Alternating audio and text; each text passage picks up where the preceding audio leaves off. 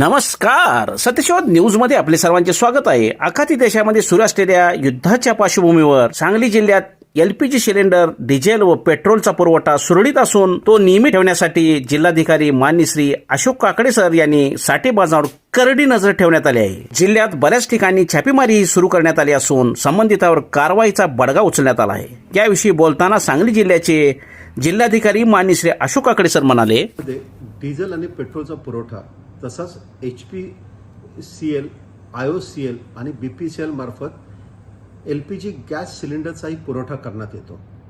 हा स्टॉक जिल्ह्यासाठी पुरेसा आहे. डिझेल आणि पेट्रोलमध्ये तर पुढील 8 ते 10 दिवस पुरेल एवढा स्टॉक जिल्ह्यात आहे.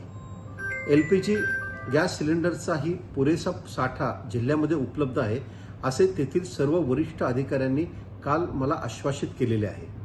त्यामुळे मी लोकांना असं सांगतो, सर्व सांगलीकरांना अशी विनंती करतो की कृपया घाबरून जाऊ नका.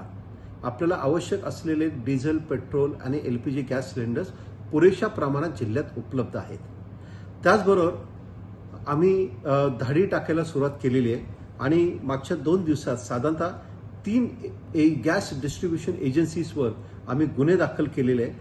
पोलिसांनी सुद्धा 3 जणांना अटक केलेली आहे आणि साधारणतः 71,000 रुपयांची मालमत्ता किंवा मुद्देमाल जप्तही करण्यात आलेला आहे.